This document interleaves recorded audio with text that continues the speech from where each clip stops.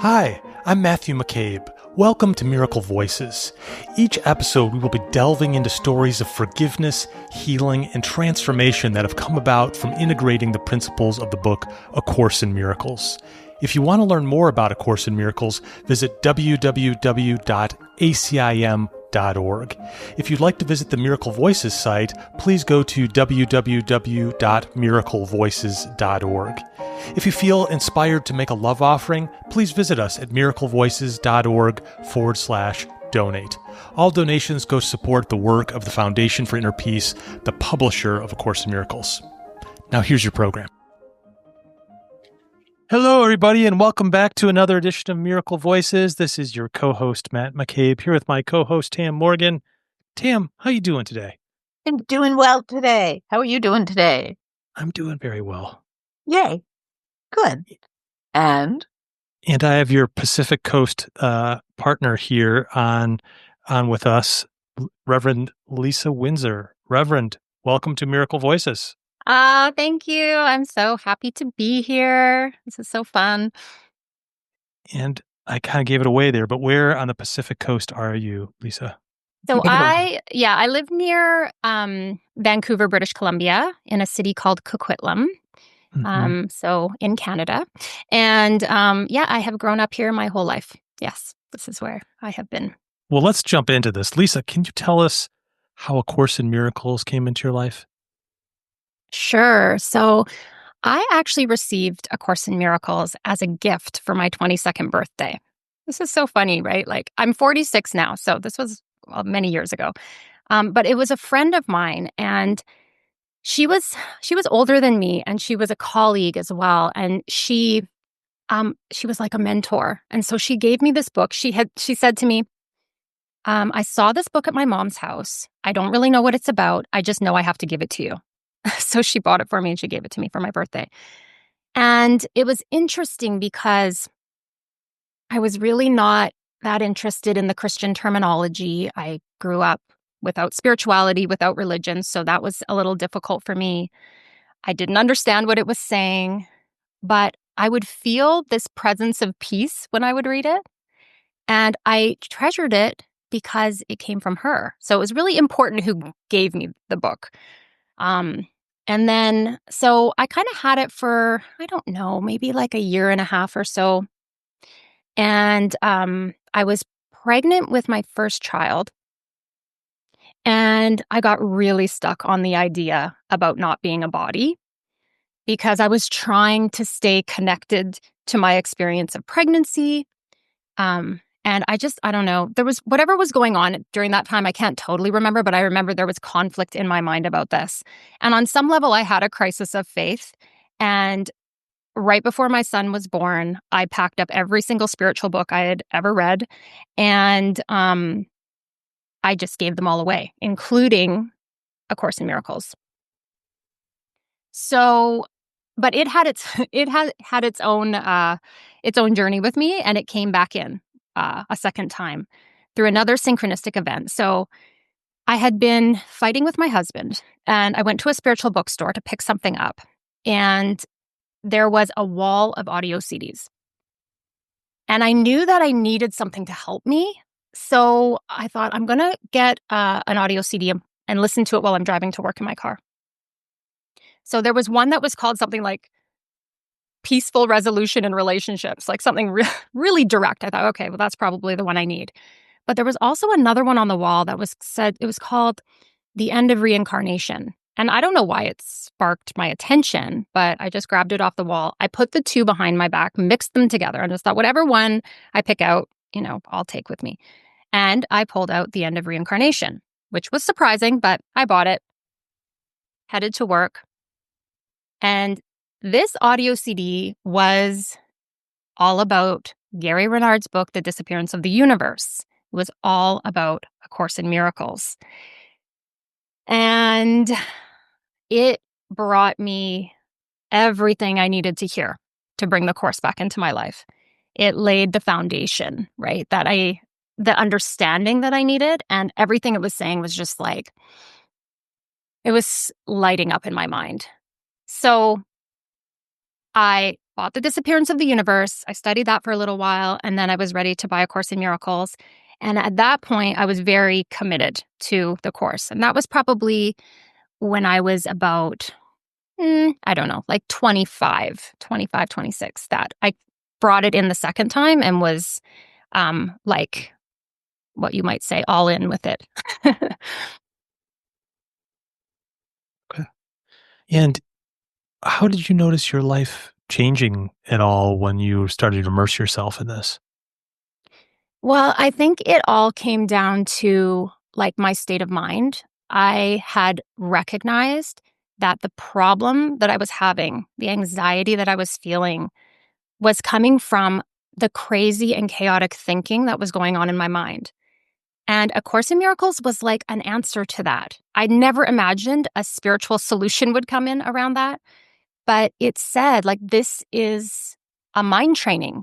This is going to train your mind from that fearful state of mind to love. And it had a workbook. It had a way to integrate the teachings, which I loved spiritual books, but a lot of the time I would get really high from the teachings and then I would crash because I wouldn't know how to hold on to them. And so it did start having impact. But I think the way the course worked in my mind very much was a lot of little shifts. Like, because I was forgiving and releasing a lot of little things, like little thoughts, little judgments. I worked a lot with all the little things we thought we would put under the carpet. That I just thought, oh, instead of like just ignoring this, I'm going to release it. I'm going to forgive it. So I started having openings in the mind. I had spaces where peace would come in. My mind quieted to some degree. I mean, that was miraculous to me when I had spaces of quiet or peace. That was everything. It was everything I wanted. Actually, my lesson today is I want the peace of God. So it's the only thing I want. But I wanted peace. When I recognized how busy and crazy my mind was, I knew that A Course in Miracles was the answer to that. Mm. I have a question here. So, where was the bridge from you getting rid of every spiritual book you ever owned Yeah. to then, right before your son was born, to going to the audio wall, to get that? Like, Yes, there was a bridge indeed. It didn't have anything to do with a specific spirituality. It was basically the Holy Spirit. What happened was when my son was 2 months old, I broke a bone in my foot. And I basically got couched. That's what I call it. So I was on crutches. I couldn't hold my baby, and he had extreme colic. So what I had been doing, because he was so colicky, was instead of reading spiritual books, I read every single parenting book I could find. I was just like looking for answers, looking for solutions. I was running around. I was taking him to baby chiropractic. I was taking him to physiotherapy. I was changing my diet. I was doing a million different things trying to solve the problem. And then I broke my foot and I got couched. And so I sat on the couch for 5 weeks with my arms crossed and feeling sorry for myself. And then I just had one thought one day. And I thought, what if this is happening on purpose? And in that moment, my mind opened up and the Holy Spirit came through with a download of a message that was basically saying to me, you are not going to be a super mom. You are not going to look outside yourself for the answers. You're going to be an intuitive parent. You need to trust that you will know exactly what to do for your son. You need to listen and follow what is intuitive and what is given. Like, it was just, it came back in very clearly. And from that moment on, I just became a lot more intuitive and relaxed. And really the problem was resolved with my son, because it wasn't that his colic went away, but it was that I knew exactly what to do moment to moment. I was just trusting, the steps and whatever had to happen. So that changed the trajectory of my parenting. I didn't know I was going to have 4 kids. I have 4 kids. I'll tell you about that in a little bit. But it was very, very important that I was stopped at that point and kind of turned back to a spiritual connection. So spirituality started to come back in at that point. And so, yeah, I was reconnecting and so you were basically only disconnected, if we want to call it that. Just for a very brief time. It was like right before your son got born to 2 months after he It was very brief. It wasn't like years of, No. okay, I'm back. Got it. Thank you. No. Yeah. Interesting. And interesting that it was not from a book, but a direct message to you. It was a direct message. Yeah. Yeah. Beautiful. And I don't know if I would have even called it the Holy Spirit at that point. It was spirit. It Need to. It didn't matter. It didn't matter what it was. It was very direct. Yes. It brought you home. Yeah, it brought me home. Yeah. And even in a funny way, the similarity of it telling you to be an intuitive being within your own spiritual path as well. Yes. You picked a path that tells you to listen. Totally. Yes. Yeah. And it's not the authority, you're the authority, but listen. Totally. Yes. Yeah. Well, Lisa, we'd love to hear your forgiveness story.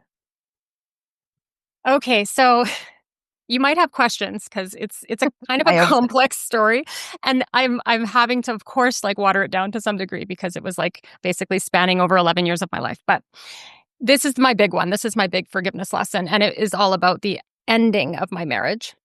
Okay.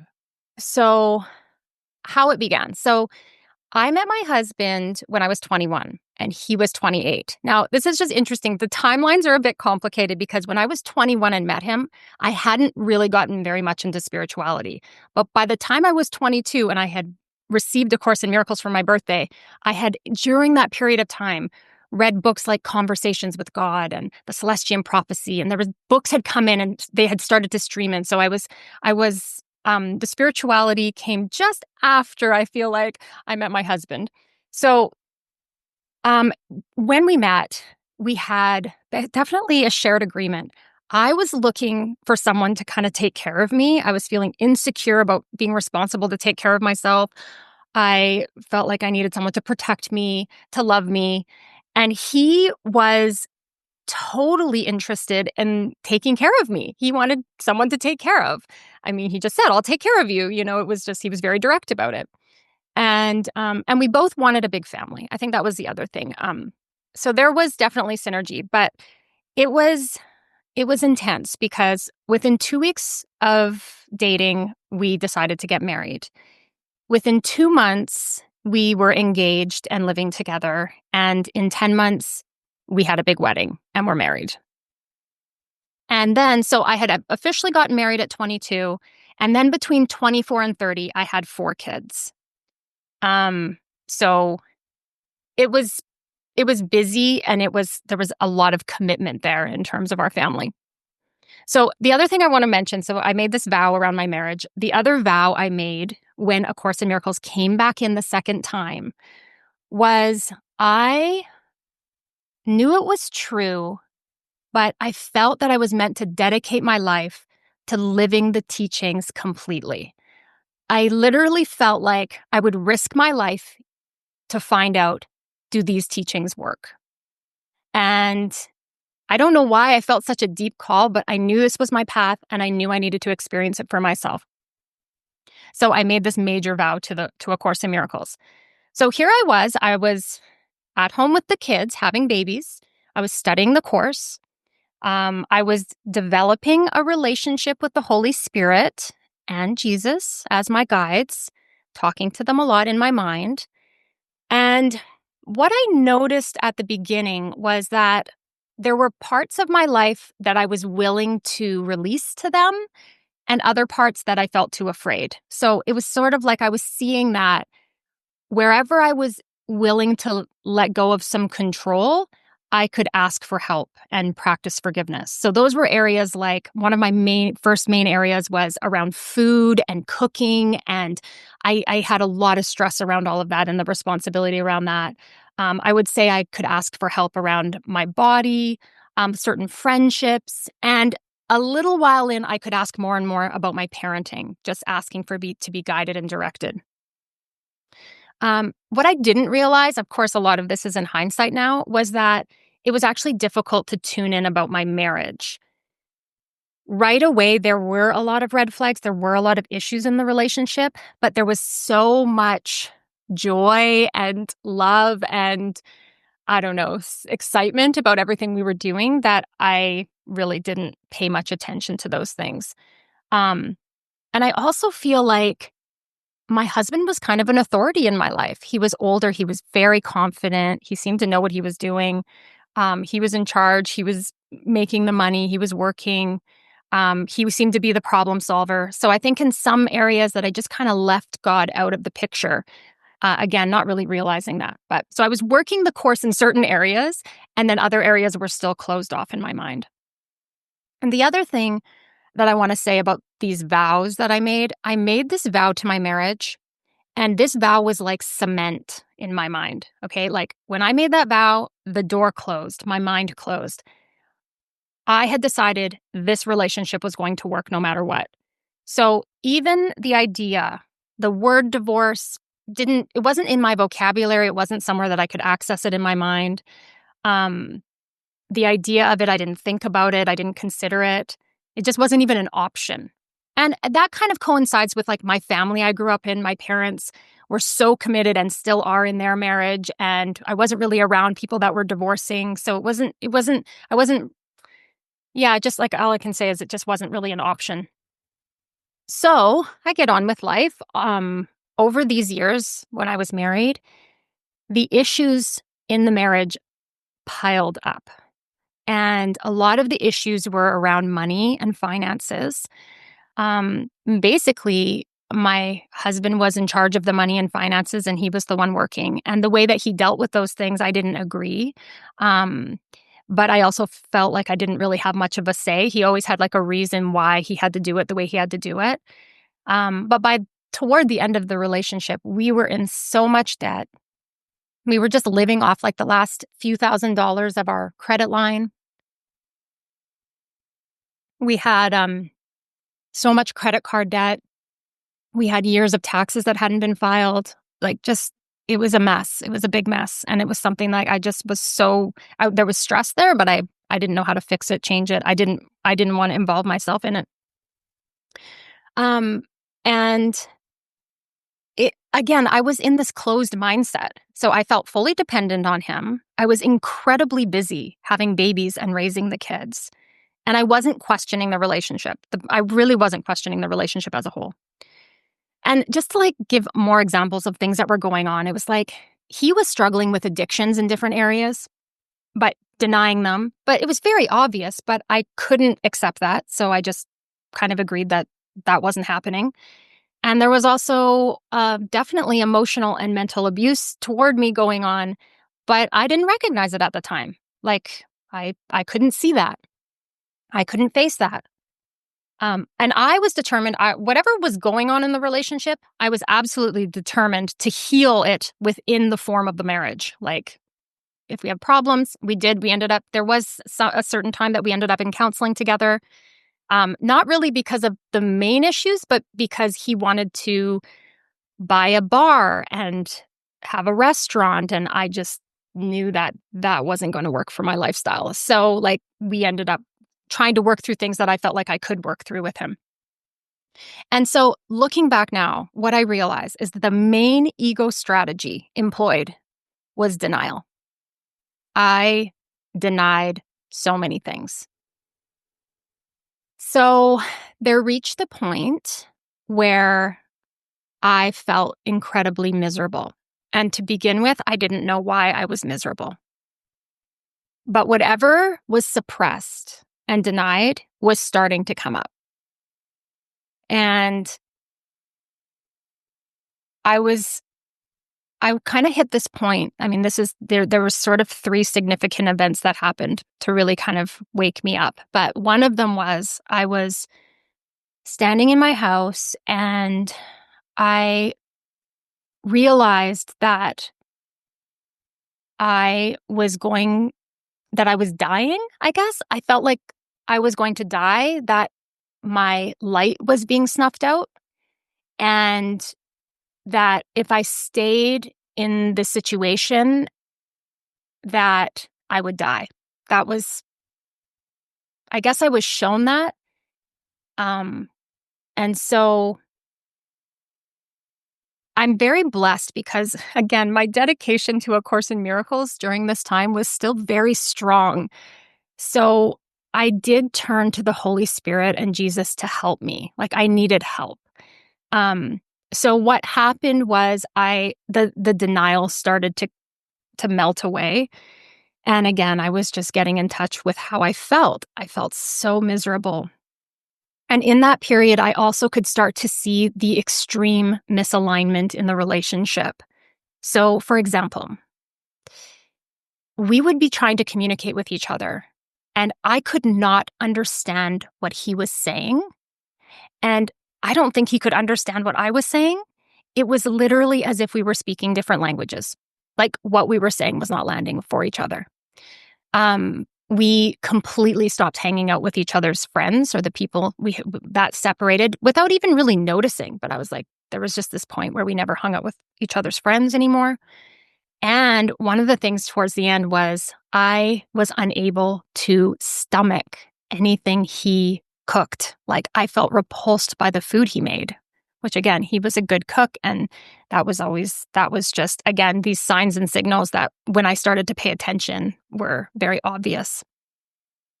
So the second kind of significant event was that I was on a phone call with him, and we had a rule that we would never hang up on each other. And so we've been going through our whole marriage. That was just like a concrete rule in our marriage. So I was having a conversation with him, and I was just, I don't know, I guess I was just desperate for him to hear me because there were so many issues that hadn't been resolved. And so I was just asking him to listen, asking him to hear what I was saying, just asking him to please hear me. And there was this pause. And for whatever reason, I thought, oh my God, I think he heard me. And then he started yelling and screaming at me. And I have a sense that that pause, because it was a peaceful pause, the Holy Spirit came in to my mind, because when he started yelling and screaming, there was this fire in me, this clarity in me. And I said so confidently in my mind, I am done with this reflection. And then I hung up the phone. I was done being yelled at. I was done with this hateful reflection. It was a total miracle. Like, I felt like I had just freed myself.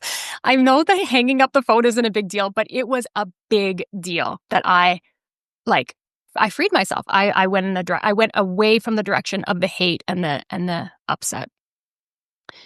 So after that happened, I felt like the Holy Spirit was now moving through me. I felt like picked up and carried. It was a crazy time. Like, talk about like not being a body. Like, I don't know, the body was moving, but I was just kind of watching everything unfold from there. Like, there was like this activation that happened. There was no delay. I went into my room. I picked up my wedding dress, my wedding shoes, my last 10 years of journals. I got in my car.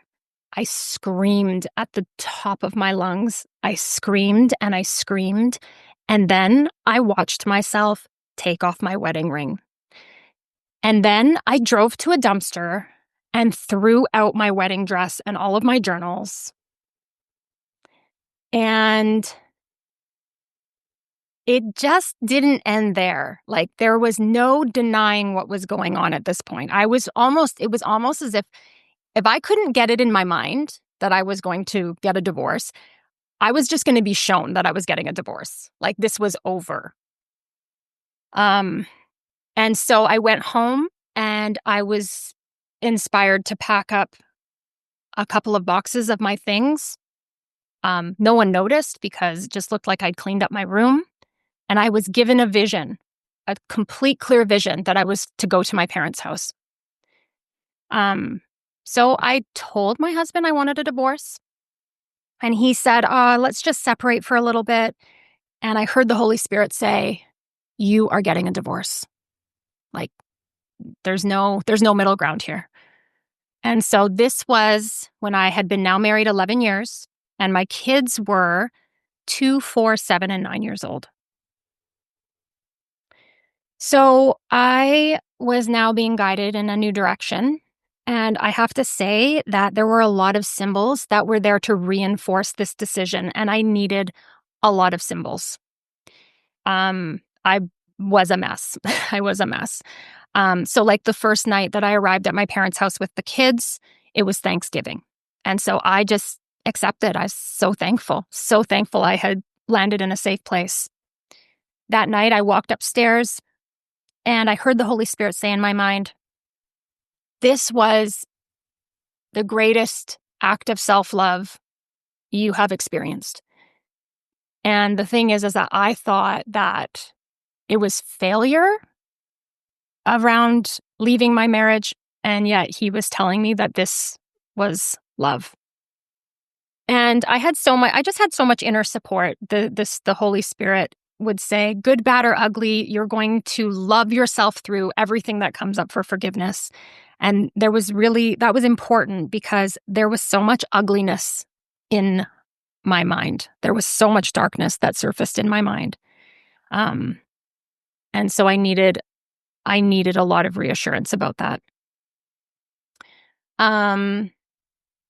So the other thing that happened, just again about reassurance and just feeling so protected really, is that the first night that my kids were with their dad and I was at home and I had to go upstairs to my room, and I actually just felt so scared that I was going to feel so lonely.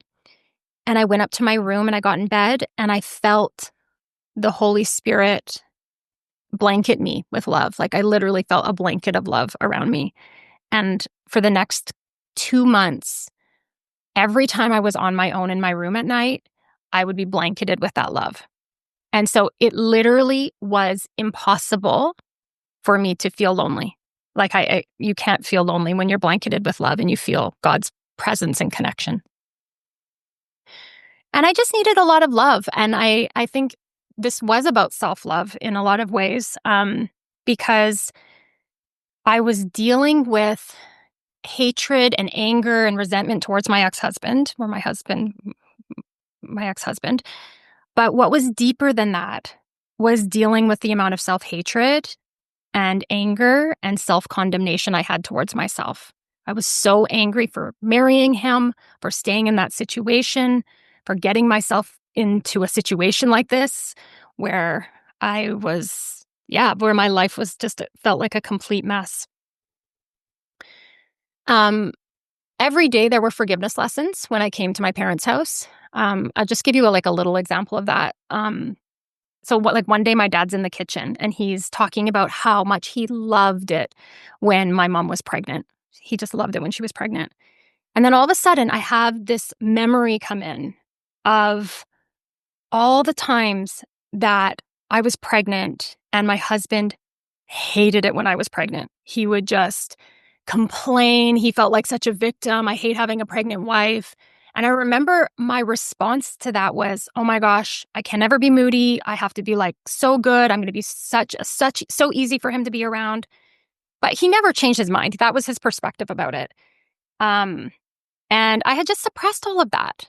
And so these are the kinds of things, I'd just be going through a day and something would trigger up something I'd suppressed. And of course, it was all just coming up to be healed, right? It was just a part of the story that needed release. And so I would allow myself to feel how I felt about it and just let it go to the light. So basically, my life, it felt like it was dismantled, for sure. My identity as a wife, as a family of 6, a stay-at-home mom. But I will say that A Course in Miracles, it saved me. I was literally, over the years leading up to the divorce, I felt like that was all preparation. It was all preparation for me to face the most difficult thing in my life. And when I got to my parents' house, the Holy Spirit and Jesus, they said to me, you've come to gentler pathways and smoother roads. This will never be as difficult as it has been. And I would say it took 2 very dedicated years of focus on my healing of clearing and purification. I was resolving financial problems, clearing debt. We had to sell our house. The mess was being cleaned up step by step. It needed a lot of attention. It was where I hadn't put attention, it needed attention. And so that's what happened. I thought in the beginning, I was so new to A Course in Miracles with all this, right? I confused form and content. Like, I thought forgiveness meant staying in the marriage. That's what I thought forgiveness meant. And what I learned is that it meant that forgiveness was really, it could be also leaving a relationship, but leaving with trust and with guidance and the willingness to follow the Spirit really into the unknown. I didn't know where I was going with all of this. But it opened up the way for me to heal. And I think through the experience, I definitely feel like I restored my relationship with myself. This area of my life definitely restored my relationship and connection with God, with my children. I was more present. I was there. I was able to, wake up to them and be present with them. And of course, I couldn't leave out the healing that had to happen with my ex-husband because, it was just necessary that there was tons of forgiveness with that. And so, yeah, that's my forgiveness story. It's definitely my greatest classroom to date. My kids are now 15, 17, 20, and 22. So we've come a long way. And I still have that same complete vow to God that my loyalty is to Him, His will, His plan. And I just feel grateful, honestly, because to release that story, it does feel kind of like it feels now, years later, like it was kind of just a dream, to be honest. I mean, it's challenging telling the story because, it was, I still have a lot of love and compassion for myself for what I went through. But yeah, it was definitely, it was just, at the end, I just feel like the whole thing was such a gift because I don't think I could have ever gotten at that level of darkness in my mind had I not been with him. I projected a lot onto him. I pulled my projections back when I came and was on my own. And my mind is so much more at peace. I feel free. I just feel so free. Wow. What is your relationship with him now, if at all? So about 5 years after the divorce. So there was he wanted 50-50 custody of the kids, and so that was really difficult for me, but I wasn't going to fight him about it. So but I think what happened, ultimately was that the mess in his life he didn't clean up, and so he probably had a similar experience where he just kind of hit this point where there was just too much to deny. And his life really, really fell apart. I mean, he left the kids. He disappeared basically about 5 years after. And funny enough, he has resurfaced. He stopped. He never paid child support. He abandoned he abandoned the situation. But he has resurfaced a little bit, and I have a lot of compassion for him. He's still, kind of in the same space. So again, that's almost why it felt like a dream, because he kind of disappeared. It was crazy. I thought, how am I ever going to navigate these years parenting with him? And he's difficult. And yeah, I didn't have to. I ended up with the kids completely. And I hold a lot of space for all of them because there's healing, right? There's healing that's going to be required along the way for what they've gone through. But in my heart, when I check in, I really just want the best for him. And yeah. And I always say to the Holy Spirit, because I've said before, oh, that's healed. And then something will come up. So I always say, and if there's more layers, whatever happens, that they're welcome for forgiveness, and I'll look at them. But yeah, interesting. It's kind of sad, honestly. I've never seen anyone's life implode kind of like his did. I'm it's hard for me to understand it because I saw it from a distance. I really don't understand totally what happened for him. Mm-hmm. Yeah. Well, it Yeah. almost sounds like, since we are all mirrors for each other, that you got a view of what would have happened to you had you not faced your own projections, darkness, and Yeah. but he did not. He Yeah. wasn't choosing consciousness, Yeah. and so that was his path until, or unless he does. Yeah. Yeah. And I trust his process. I think that's something I learned through the work I do is just people are. There it is, because you got to trust yours. Yeah. Yeah. Yeah. Yeah. And I know, and I have a lot of understanding about people's readiness to look at things and how you have to be ready. Like you can't force yourself to look where you're not ready to look. And so, yeah, I can trust his process on that. Wow. Do you ever read a section, The Healed Relationship, from the course? I'm sure I have, yes, many times, but I'm not.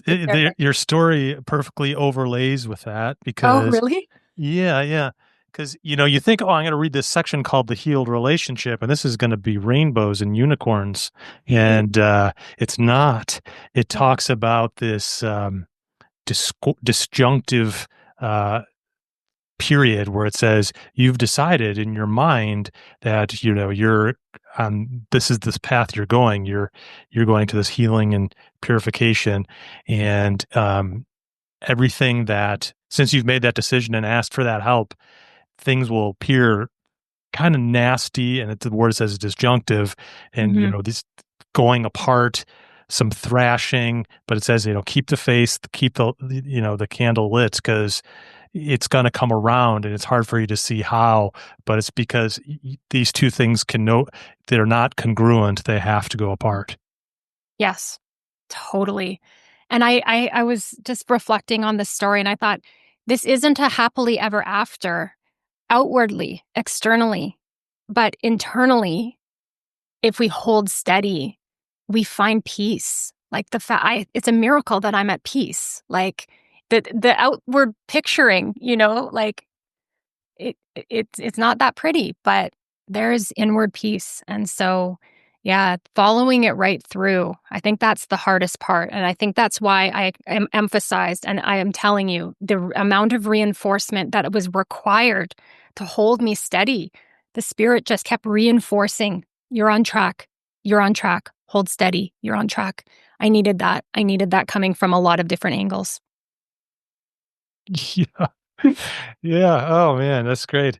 And this is such a great example of this story you just told us. Is there's two levels, and you can see them so clearly. Like, this is what Yes. happened in form, but this is what, in my mind, what, there is a decision being made here, and oh man, it's just, I don't know if we've had one that's just that clear, where you can see both going on at the same time.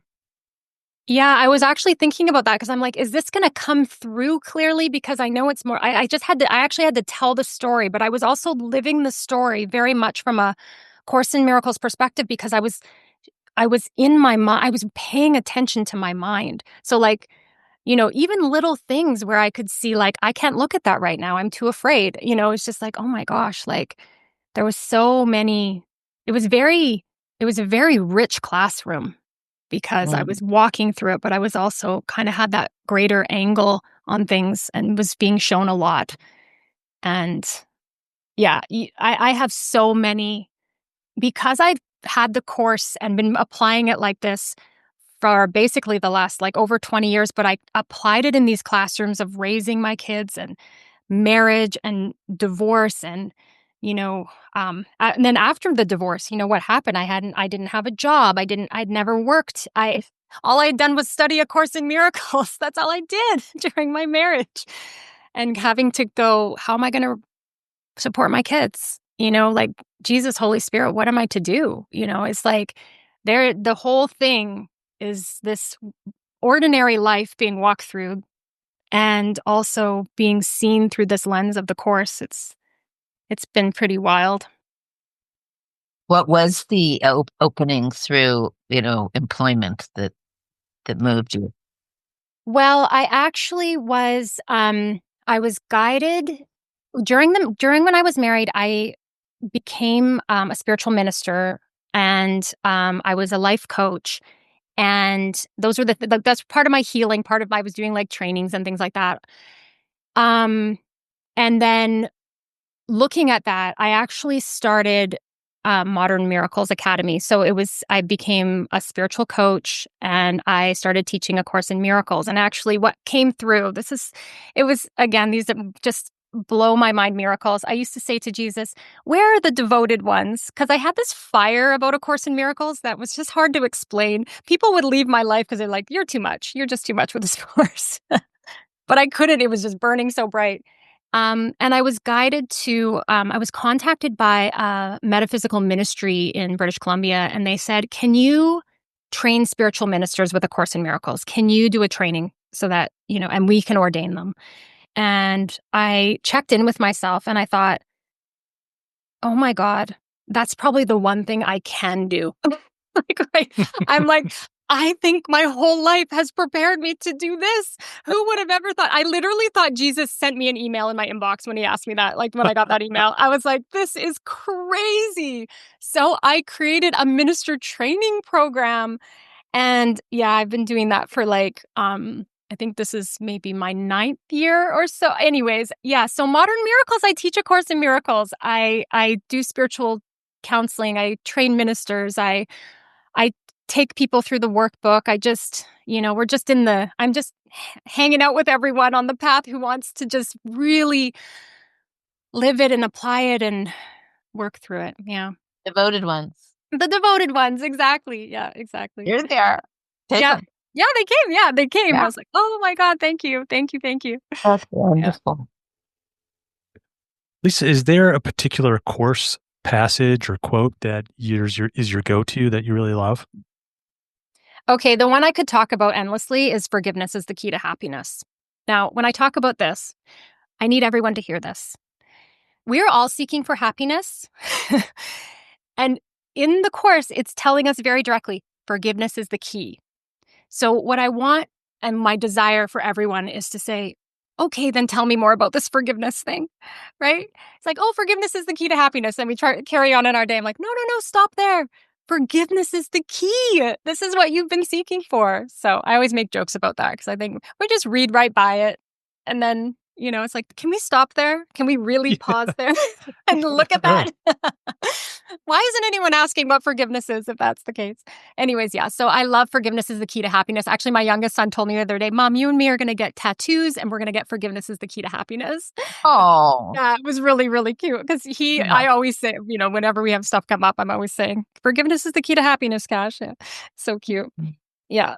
Bill Thetford loved that one, by the way.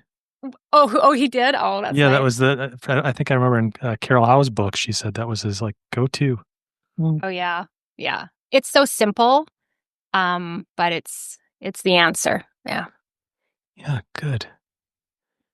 Okay, and Lisa, when you get in an ego storm and all wrapped up in it, it feels real. There's anger, depression, projection, all those fun things. Is there anything practical you do to get recentered? Yes, I've done many things over the years, but I think the thing that's so important is just allowing myself to feel my feelings about it. Like I'm not quick to denial anymore. I'm more quick to acceptance of like, I don't like how I feel. I feel bad. I'm triggered. I'm upset.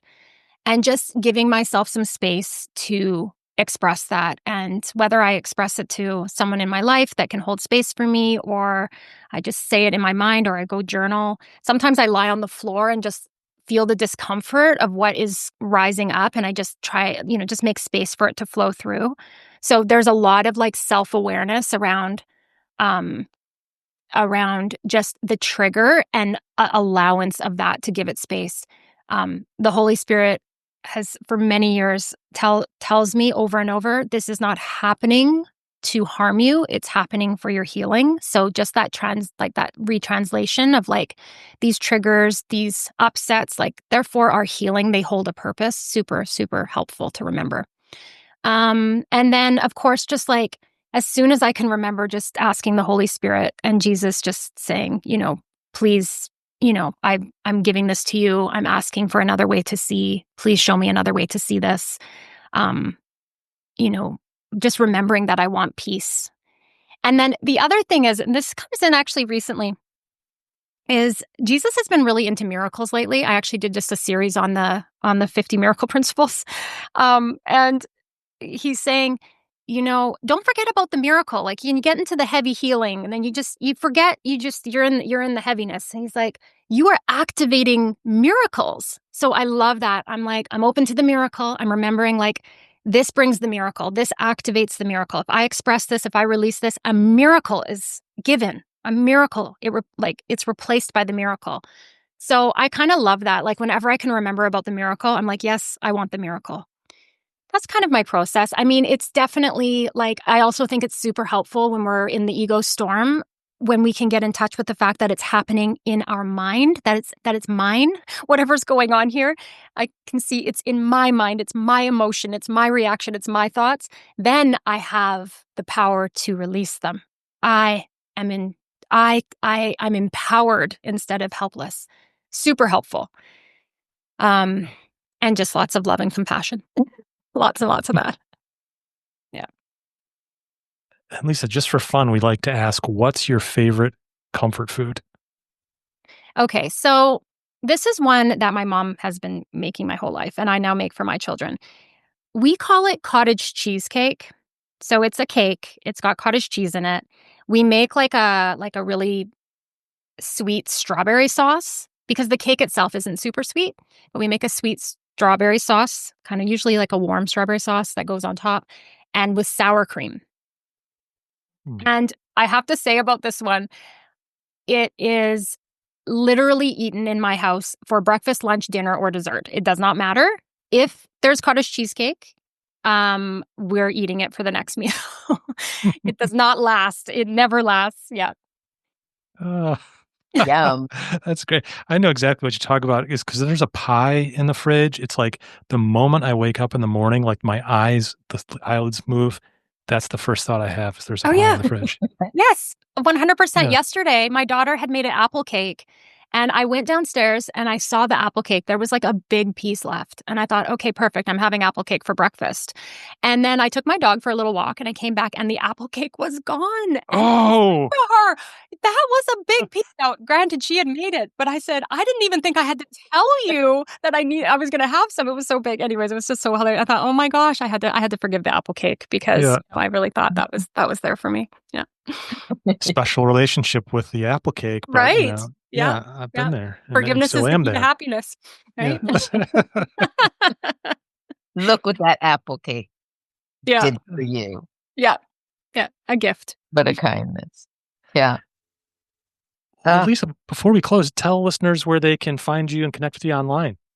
Sure. Well, I have a website. I think that's the best place to connect. It's www.modernmiracles.com. And I have I had kind of a new YouTube channel. I've just started posting there. So like those 50 miracle principles and things are there. And there's some things for you to watch if you'd like. And of course, you can always just send me an email, lisa@modernmiracles.com. And I'd love to connect with you. I just have to say, like, this is my calling. This is why I'm here. And anyone that wants to talk about the course, has questions, needs support, I'm just here. That's what I'm doing. I'm here and available. My door is open. There's the welcome. Oh, thank you for that. Yes. Yeah. Well, Lisa, thanks so much for coming on Miracle Voices and sharing your miracle voice. We really appreciate it. Oh, it was such a delight. Thanks so much for listening today. Please subscribe to Miracle Voices by hitting the subscribe button on your podcast app. If you are enjoying these conversations, please consider leaving us a review on Apple Podcasts, Spotify, or whatever podcast app you use. And lastly, please visit us at miraclevoices.org and join our newsletter so we can stay connected. Until the next podcast, I want to leave you with my favorite course quote, "When you want only love, you will see nothing else."